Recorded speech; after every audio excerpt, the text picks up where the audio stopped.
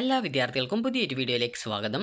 ഈ വർഷത്തെ +2 higher secondary revaluation, scrutiny, photo copy എന്നിവയ്ക്കായിട്ട് അപേക്ഷിച്ച വിദ്യാർത്ഥികളിൽ റീവാലുവേഷന് അപേക്ഷിച്ച വിദ്യാർത്ഥികൾക്ക് നിങ്ങൾ അപേക്ഷിച്ച പൈസ, അതായത് അപേക്ഷ സമർപ്പിക്കുന്ന സമയത്ത് നിങ്ങൾ നൽകിയിട്ടുള്ള പൈസ ആർക്കൊക്കെയാണ് റീഫണ്ട് കിട്ടുക, അതുപോലെ തന്നെ ആർക്കൊക്കെയാണ് മാർക്ക് കൂടുക, അപേക്ഷിച്ച എല്ലാവർക്കും മാർക്ക് കൂടുമോ എന്നിങ്ങനെ വിദ്യാർത്ഥികൾ ചോദിക്കുന്ന പ്രധാനപ്പെട്ട കാര്യമാണ്. അതുപോലെ റീവാലുവേഷൻ്റെ റിസൾട്ട് എപ്പോഴാണ് വരിക എന്നുള്ളതും വിദ്യാർത്ഥികൾ ചോദിക്കുന്ന പ്രധാനപ്പെട്ട കാര്യമാണ്. അപ്പോൾ വിദ്യാർത്ഥികൾ ശ്രദ്ധിക്കേണ്ടത്, നിങ്ങൾ റീവാലുവേഷൻ അപേക്ഷിച്ചിട്ടുണ്ട് എന്ന് വിചാരിച്ച് എല്ലാ വിദ്യാർത്ഥികൾക്കും ഈ ഒരു മാർക്ക് കൂടണം എന്നുള്ളത് നിർബന്ധമല്ല.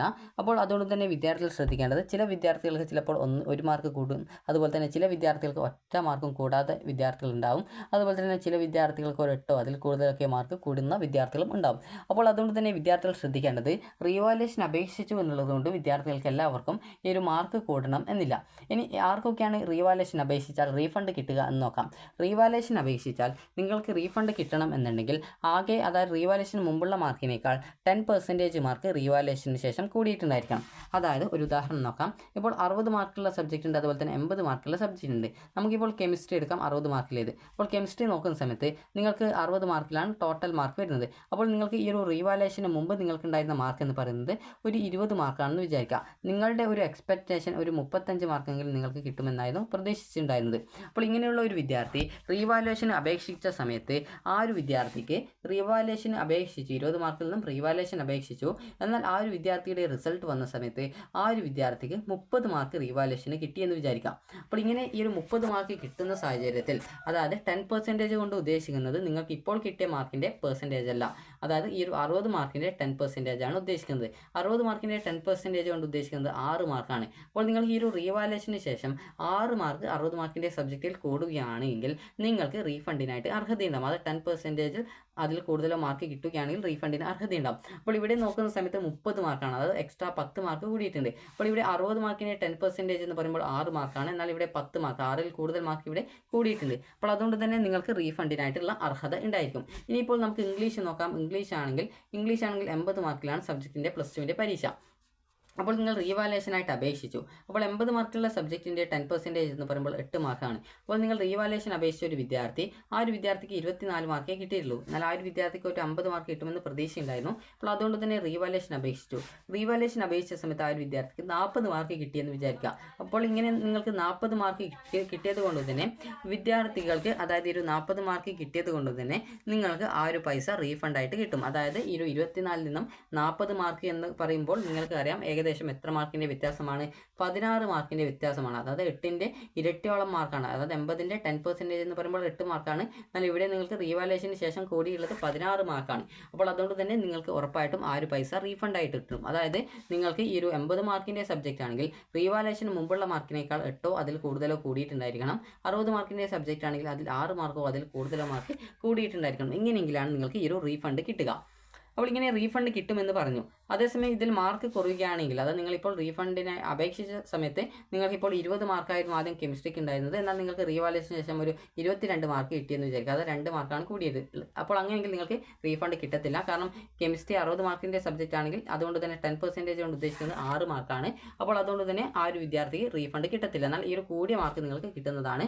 അപ്പോൾ കെമിസ്ട്രി എന്ന് പറയുമ്പോൾ അത് 60 മാർക്കിൻ്റെ സബ്ജക്റ്റാണ്. അപ്പോൾ നിങ്ങൾക്ക് മനസ്സിലാക്കാം, 60 മാർക്കിൻ്റെ സബ്ജക്റ്റിൽ റീവാലുവേഷന് മുമ്പുള്ളതിനേക്കാൾ റീവാലുവേഷന് ശേഷം 6 മാർക്കോ അതിൽ കൂടുകയോ അത് കൂടിയ മാർക്കോ കിട്ടിയിട്ടുണ്ടായിരിക്കണം. അതുപോലെ തന്നെ 80 മാർക്കിൻ്റെ സബ്ജക്റ്റ് ആണെങ്കിൽ റീവാലുവേഷന് മുമ്പുള്ളതിനേക്കാൾ റീവാലുവേഷന് ശേഷം 8 മാർക്കോ അതിൽ കൂടുതലോ മാർക്ക് കൂടിയിട്ടുണ്ടെങ്കിലാണ് നിങ്ങൾക്ക് റീഫണ്ട് കിട്ടുക. ഇനി എങ്ങനെയാണ് ഈ റീഫണ്ട് കിട്ടുക, എവിടെ പോയാലാണ് റീഫണ്ട് കിട്ടുക എന്നുള്ളൊരു സംശയം ഉണ്ടാവും. അപ്പോൾ ഈ റീഫണ്ട് കിട്ടുക, നിങ്ങൾ ഏത് സ്കൂളിലാണോ ഈ ഒരു ഫീസും അടച്ചുകൊണ്ട് അപേക്ഷ സമർപ്പിച്ചത് ആ ഒരു സ്കൂളിൽ നിന്നാണ് നിങ്ങൾക്ക് ഈ ഒരു റീഫണ്ട് കിട്ടുക.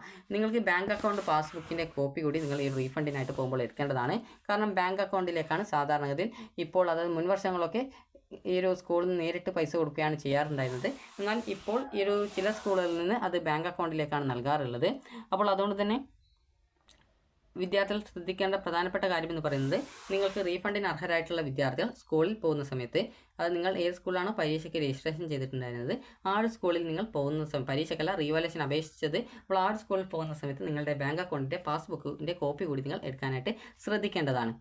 ഇനി എവിടെയാണ് ആർക്കൊക്കെയാണ് റീഫണ്ട് കിട്ടുക എന്നുള്ളത് എങ്ങനെ നിങ്ങൾക്ക് അതിൻ്റെ ആ ഒരു കാര്യം മനസ്സിലാക്കാമെന്ന് ചോദിച്ചു കഴിഞ്ഞാൽ ഈ ഒരു DHSCയുടെ വെബ്സൈറ്റിൽ നിങ്ങൾക്ക് റീഫണ്ടിന് അർഹതയുണ്ടെങ്കിൽ ഇവിടെ ഈ ഒരു വെബ്സൈറ്റ് എക്സാമിനേഷൻസ് എന്നുള്ള ഭാഗത്ത് റീവാലുവേഷൻ റിസൾട്ട്, അതായത് ഏകദേശം ജൂൺ പകുതിയോടെ തന്നെ റീവാലുവേഷൻ റിസൾട്ട് വരും. അപ്പോൾ അങ്ങനെ റീവാലുവേഷൻ റിസൾട്ട് വന്നു കഴിഞ്ഞാൽ ഈ ഒരു പേജിൽ തന്നെ കൃത്യമായിട്ട് കൊടുത്തിട്ടുണ്ടാവും. അതായത് റീവാലുവേഷൻ, അതായത് eligible for refund candidates mark 10% എന്ന് പറഞ്ഞുകൊണ്ട് RV 10% എന്ന് പറഞ്ഞുകൊണ്ടൊക്കെ ഇവിടെ ഒരു സർക്കുലറും കാര്യങ്ങളൊക്കെ വരും. അതായത് റീവാലുവേഷനിൽ 10% മാർക്ക് ആർക്കൊക്കെയാണ് കൂടിയത് അതിൻ്റെ ആ ഒരു ഡീറ്റെയിൽസ്, അതായത് റീഫണ്ടിന് അർഹതയുള്ള വിദ്യാർത്ഥികളുടെ ഡീറ്റെയിൽസ് വെബ്സൈറ്റിൽ കൃത്യമായിട്ട് പ്രസിദ്ധീകരിക്കും. അപ്പോൾ അതിൽ നിങ്ങളുടെ പേരുണ്ടെങ്കിൽ നിങ്ങൾക്ക് റീഫണ്ടിനായിട്ട് അർഹതയുണ്ട് എന്ന് മനസ്സിലാക്കാം.